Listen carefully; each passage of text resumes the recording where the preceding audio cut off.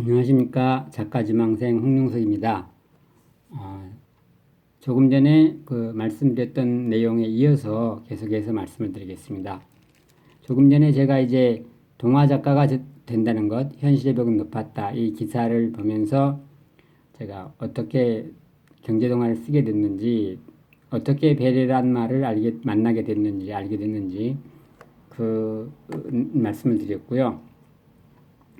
그리고 이어서 이제 이 내용도 연결되는 내용입니다. 돈 안 내는 책 내줄 출판사 찾습니다. 예, 이런 출판사는 없더라고요. 당연하죠. 출판사도 돈을 벌어야 유지가 되는데 그것도 출판 사업이지 않습니까? 자, 일단 들어가서 한번 보겠습니다.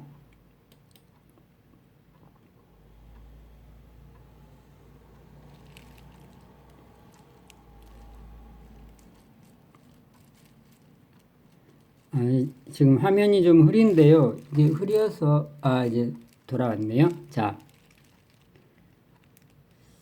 그래서 제가 이제 아무도 제 책을 내줄 출판사가 없으니까 오마이뉴스에 또 글을 보내본 겁니다. 뭐 이렇게 이런 걸 밑자의 본전이라고 하죠. 뭐 되면 좋고 안 되면 뭐 어쩔 수 없고 말고 뭐 해서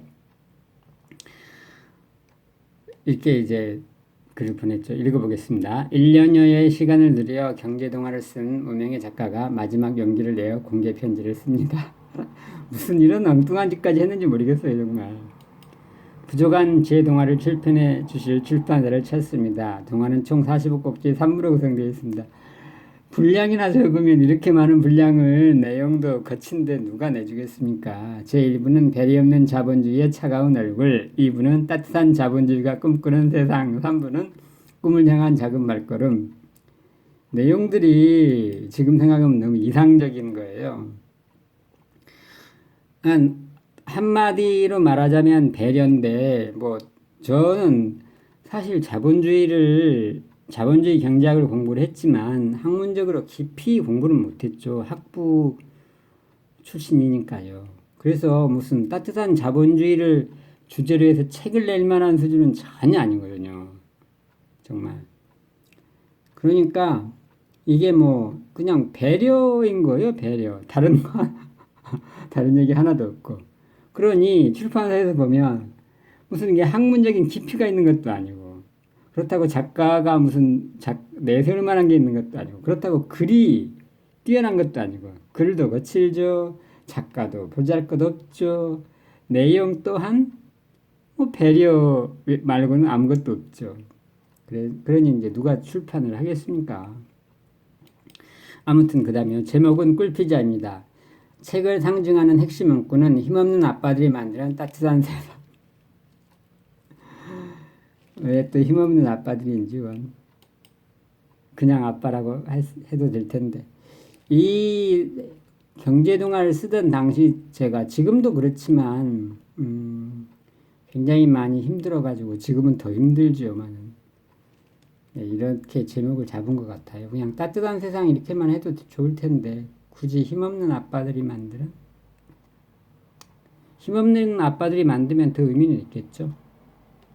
자, 저는 이 동화를 두 가지 목적으로 썼습니다. 첫 번째 목적은 독자들이 일상생활에 필요한 경제 지식을 쉽게 얻도록 하는 것입니다. 동화에는 우리가 일상에서 흔히 접하는 여러 경제 용어들이 동화의 내용 전개에 맞춰 알기 쉽게 설명되어 있습니다. 이건 정말 그렇게 썼습니다. 알기 쉽게.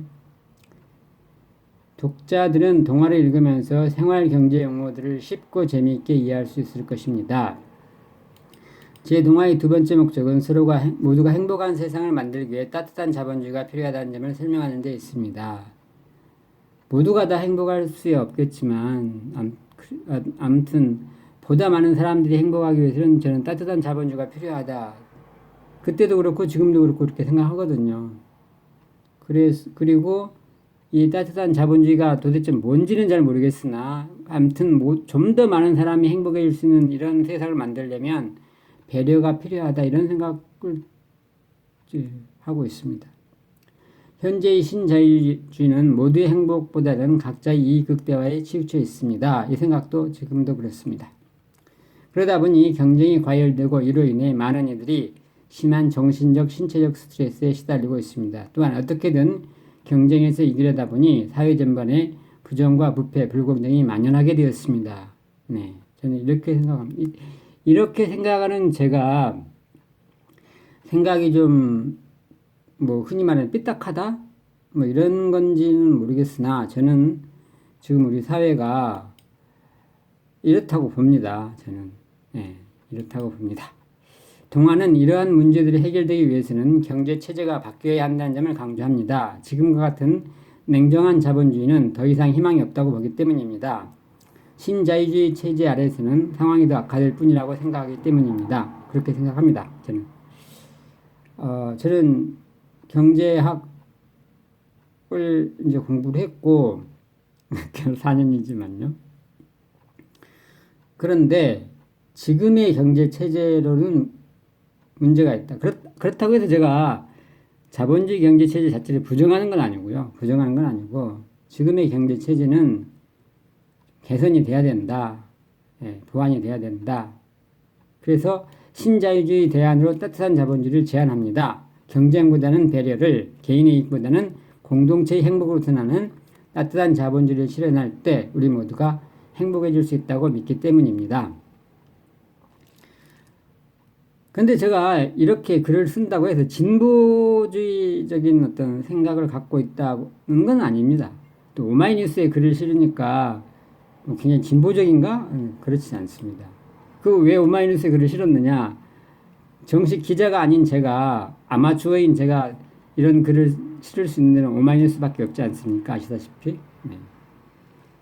그렇다고 제가 오마이뉴스를 싫어하느냐면 아니, 저는 너무 감사해요. 왜냐면 오마이뉴스 덕에 제가 부동산 책도 냈죠. 이런 글도 써서 지금 결국 이게 연결돼서 지금 반려동물 써서 쓰고 있지 않습니까? 굉장히 고맙게 생각하는데 다만 오마이뉴스가 주장하는 바하고는 주장하는 바에는 동의는 못합니다. 그건 제가 이 글을 쓰면서도 이게 편집 기자들이 있지 않습니까? 전화 통화를 자주 하게 되거든요. 제가 이거 수정해 달라고 전화를 드리는 경우도 있고 아니면 그쪽에서 먼저 전화를 주시는 경우도 있는데 통화하면서 저는 솔직하게 얘기를 했죠. 저는 오마이뉴스에 글을 싣고 있지만 오마이뉴스와 생각이 같지는 않다. 저는 제가 보수는 아니지만 그렇다고 진보는 분명히 아니다. 이런 얘기를 드렸고 그 오마이뉴스 그 편집 기자님도 보수 진보 상관없다. 그런 거 우리 따지지 않는다. 그리고 글을 실어주더라고요. 고맙죠. 열린 마음으로 글을 실어주니까. 왜냐하면 이런 얘기가 나쁜 얘기는 아니지 않습니까? 네.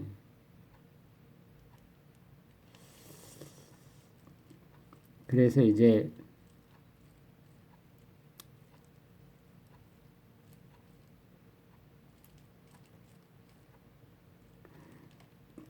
여기들은 다 생략하고요. 그런데 문제는 수익성입니다. 이처럼 동화가 말하고자 하는 바는 그리 나쁘지 않습니다. 나쁜 얘기 하나도 안 합니다. 그럼에도 불구하고 제 동화는 상품으로서의 가치가 높지 못합니다. 초보 작가이다 보니 글이 거칠고 재미가 부족합니다. 그리고 글에 대한 신뢰성이 담보되지 않았습니다. 이러한 단점은 책을 출판하는 출판사 입장에서는 상당히 곤혹스러운 문제일 것입니다. 책의 판매 부수를 가늠할 수 없으니까요. 그렇죠. 저의 원고를 검토했던 많은 출판사들은 이러한 현실적인 문제로 인해 고개를 가로저었습니다. 그래서 저는 마지막 방법으로 공개 편지를 쓰게 되었습니다. 부족한 뒤 제 경제동화를 출간해줄 출판사를 찾기 위해서 말입니다. 제 동화는 잘 쓴 동화가 아닙니다. 표현이 세련되지 못합니다. 지금 생각하면 더 그렇습니다. 거칠고 투박합니다. 그래서 글의 재미가 많이 부족합니다. 제 동화는 매력있는 동화도 아닙니다. 독자들을 동화 속으로 빠져들게 하는 힘이 없습니다. 내용 전개가 긴박하지 않습니다. 다음 내용이 무척 궁금해지지도 않습니다. 무척은 고사하고 전혀 궁금해지지가 않습니다. 그러나 제 동화에는 두 가지가 있습니다. 제 동화에는 모두가 더불어 살자는 따뜻함이 있습니다. 그리고 우리도 행복할 수 있다는 희망이 있습니다. 돈 안 되는 경제동화를 책으로 내줄 출판사 어디 없습니까? 네. 그때 제가 썼던 동화에는 정말 두 가지는 있었습니다. 다 잘 살자, 함께 잘 살자는 따뜻함, 그리고 그렇게 할 수 있다. 물론 한 사람도 빠지지 않고 다 행복할 수 있다는 건 어렵겠죠. 행복이란 게 뭐 또 다 기준이 다르니까요. 그러나 지금보다 훨씬 더 많은 사람들이 행복할 수 있다. 나도, 모든 사람이 나도 행복해질 수 있다는 희망. 결국 행복해지지 못하더라도 행복할 수 있다는 희망 정도는 가질 수 있는 그런 세상? 그런 세상을 제 동화에서 그렸죠. 그게 결국 이제 행복해지지 못하면 무슨 그게 소용이냐, 그럼 뭐 차이냐, 라고 말할 수도 있지만 그게 또 그렇지 않더라고요, 살아보니까. 마음속에 내가 행복해질 수 있다는 희망이 있는 것하고 나는 절대로 행복해질 수가 없어. 나에게 행복이란 올 수가 없어. 이렇게 이게 절망이 들어있는 경우하고는 정말 다르더라고요.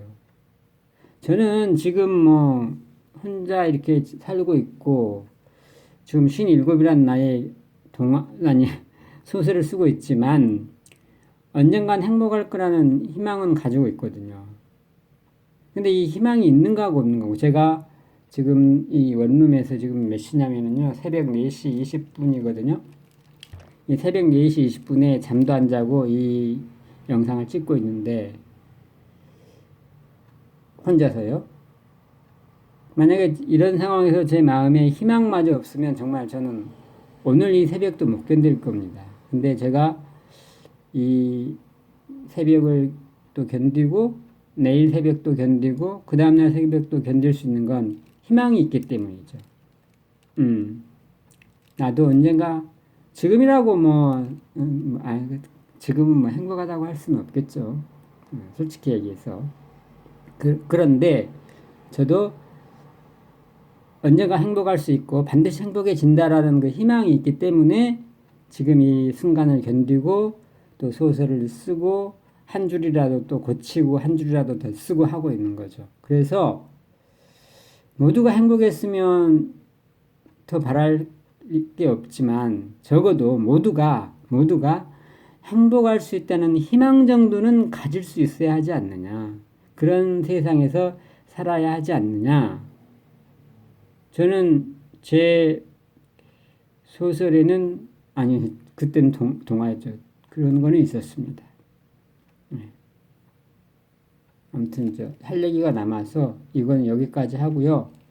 다음으로 넘어가겠습니다. 그 다음에 마지막으로 제가 하고 싶은 얘기. 고마운 아들아 연예인 꿈 꼭 이루라. 이 얘기.